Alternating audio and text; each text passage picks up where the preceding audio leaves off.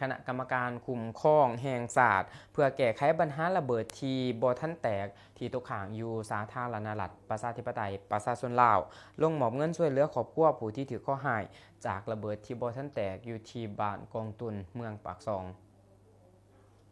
ตอนเช้าของวันที่29กันยายนนี้อยู่ที่ห้องว่าการเมืองปากซองคณะกรรมการคุ้มครองแห่งศาสตร์เพื่อแก้ไขปัญหาระเบิดที่บ่ทันแตกที่ตกค้างอยู่สาธารณรัฐประชาธิปไตยประชาชนลาวได้ลงมอบเงินช่วยเหลือครอบครัวผู้ที่ถือข้อหายจากระเบิดที่บ่ทันแตกอยู่บ้านกองตุนเมืองปากซองซึ่งก่อนอื่นได้ร่วมพบปะกับองค์การปกครองเมืองโดยมีทานแสงเดือนสมสวรรค์ห้องเลขาพักเมืองหัวหน้าคณะจัดตั้งเมืองปากซองมีทานอำนวยสุริยการห้องหัวหน้าแผนกการต่างประเทศแขวงทานบุญเพ่งศรีสวัสดิ์หัวหน้าห้องการคณะกรรมการคุ้มครองแห่งศาสตร์เพื่อแก้ไขปัญหาระเบิดที่บ่ทันแตกที่ตกค้างอยู่สาธารณรัฐประชาธิปไตยประชาชนลาวทานไบรอันบริกันหัวหน้าองค์การ JSI พร้อมด้วยพนักงานวิชาการขันแขวงและขันเมืองเขาห่วมท่านบุญเพ่งศรีสวัสดิ์หัวหน้าของการคณะกรรมการคุ้มครองแห่งศาสตร์เพื่อแก้ไขปัญหาระเบิดบ่ทันแตกที่ตกค้างอยู่สาธารณรัฐประชาธิปไตยประชาชนลาวได้กล่าวว่าจุดประสงค์ของคณะกรรมการลงมาในครั้งนี้ก็เพื่อมามอบเงินจำนวนหนึ่งให้แก่ครอบครัวของผู้ที่ถูกผลกระทบจากลูกระเบิดที่ตกค้างในปางสงครามจนเฮ็ดให้เสียชีวิตและเฮ็ดให้เด็กน้อยที่เป็นลูกของผู้เสียชีวิตได้รับบาดเจ็บอีกซึ่งทั้งเบื้องต้นคณะกรรมการทุกขันตลอดหอดองค์การปกครองทุกขันก็ได้ให้การช่วยเหลือเบื้องแย่งอย่างเอาใจใส่ท่านแสงเดือนสมสวรรค์ห้องเลขาพักเมืองหัวหน้าคณะจัดตั้งเมืองปากซองได้กล่าวแสดงความขอบใจน้ำทุกภาคส่วนที่ได้ให้การช่วยเหลือครอบครัวผู้ที่ถือข้อหายและขอบใจที่ย่ำใดก็ได้เฮ็ดหน้าที่สำรวจและกวดกู้ระเบิดที่บ่ทันแตกอยู่สาธารณรัฐประชาธิปไตยประชาชนลาวก็คืออยู่แขวงจำปาสักโดยเฉพาะอยู่เมืองปากซองให้หมดไปจากนั้นทีมงานคณะกรรมการคุ้มครองแห่งศาสตร์เพื่อแก้ไขปัญหาระเบิดที่บ่ทันแตกที่ตกค้างอยู่สาธารณรัฐประชาธิปไตยประชาชนลาวขันแขวงขันเมืองก็ได้ไปมอบเงินจำนวนหนึ่งให้นางนุดาวันอายุ24ปีผู้เป็นเมียซึ่งเป็นครอบครัวของถ่าวเวียงอายุ30ปีผู้ที่เสียชีวิตอยู่บ้านกองตุนเมืองปากซองจากระเบิดแตกใส่อยู่ที่สวนของผู้เกี่ยวเองในวันที่23เดือนสิงหาปี2025นี้เพื่อเป็นการแสดงถึงความเป็นห่วงเป็นใยก็คือความเห็นอกเห็นใจในการใช้ชีวิตโดยการบ่มีหัวหน้าครอบครัวก็คือขาดเสาหลักของครอบครัวนั่นเองก่อนอื่นหมดขอเฮียนเนาะประธานที่มาจากเมืองจากแขวงนับถือและแพงข้าพเจ้าเองกันในนั้นต่างหน้าอำนาจการปกครองบ้านชื่อท่านสมัยเพชรสงครามเลขาผักบ้านนายบ้านของตูน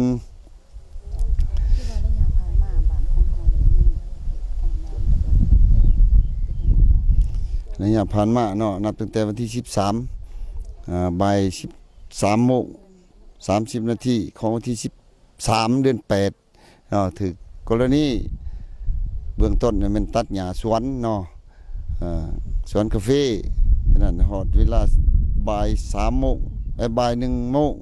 ก็ถือว่ากรณีเกิดเหตุเพิ่นตัดหญ้าถึกระเบิดเนาะฉะนั้นทั้งอำนาจการปกครองของพวกเฮาพร้อมด้วย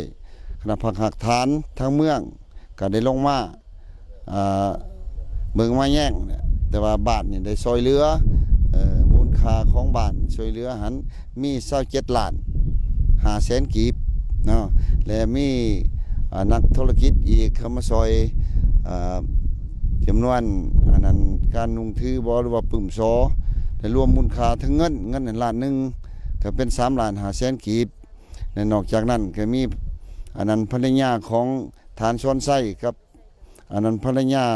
ท่านเจ้าแข็งผมโดยนักธุรกิจเพิ่นก็มาซอย10ล้านกีบเนาะ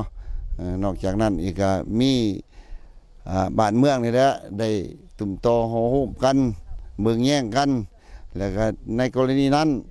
ทางอำนาจการปกครองพวกเฮาก็ได้ส่งหดห้องหมอ206เฮาออกจากหันก็ทั้งการนำเมืองเพิ่นกระพร้อมด้วยอำนวยการห้องหมอก็ได้มาเอาหอดเรือนทั้งซ่านเนาะคือได้ยาพันธุ์อาบาดพอดีได้มีการตักเตือน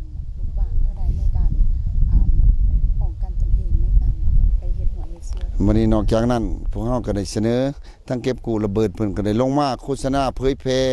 ทั้งโทรโคงเนาะต้องมีสติระวังตัวเพราะว่าระเบิดอยู่ภายในบ้านเฮานี่ที่ว่าเก็บกู้บ่ทันแน่หมดเนาะบางอันก็มันก็ขึ้นตึมคือบ่รวมบ่เฉพาะมันหลายภาหลายปีแล้วบัดนี้บางอันก็รถไถเขาก็ไถหัวไถสวนมันก็ขึ้นนี่เก็บกู้เนาะบางอันเพิ่นก็ได้หลายแล้วว่าสิซะแต่ว่ายังบ่ทันระเบิดที่ว่านี่ยังมิ้นบ่นึงเพราะว่าตอนนั้นเพิ่นก็เห็นแล้วแต่ว่ามันก็ออกจากคันว่าทั้งกรมทั้งกระทรวงพ้นมีสิทธิ์ที่ระเบิดมิ้นลูกนั้นเนาะอยู่หนทางเก่าทางรถซ่านี่ยังมีลูกนึงเพิ่นก็ไม้ไว้แล้วแต่ว่าเรื่องทั้งเก็บกู้พลระเบิดเก็บกู้ระเบิดเพิ่นก็เอาใจใส่ที่สุดเนาะในเฉพาะบ้านเฮานี่ยังเพิ่นประจำอยู่นี่เพิ่นเมื่อพักผ่อนมื้ออื่นมื้อฮื้อเพิ่นก็มาพวกเฮาก็อำนวยความสะดวกอันที่หนึ่งการอยู่การนอนแล้วว่าสิซะว่ากินยาปากท้องพวกเฮาก็ได้ช่วยเหลือทั้งโครงการเก็บกู้ระเบิดเพิ่นตามไหนตามมีนะว่าสิซะเนาะความสามัคคีแต่ว่าเพิ่นก็โฆษณาเลยแต่ละมื้อพวกเฮาก็ได้ตุกเตือนในโทรโคงของพวกเฮาต้องระมัดระวังเนาะระเบิดที่บ่ทันแตกในปานสงครามหัน ในโอกาสนี้ยังให้อ้ายแสดงความขอบใจต่อโครงการและก็อำนาจการปกครองที่เลยเป็นได้เบิ่งแย่งได้ก็ได้เฮ็ดวิธีทางนอกเพื่อว่าให้บ้านเฮาบ่มีระเบิด ที่ว่าทั้งอำนาจการปกครองบ้านเฮาก็สมเชยนับแต่คณะผักหักทานในทั้งเมืองพร้อมด้วย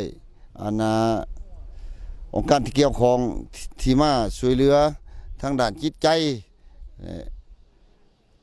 งบประมาณเล็กๆน้อยๆแล้วว่าง่ายสิซะเนาะผู้มีจิตใจใส่ศรัทธา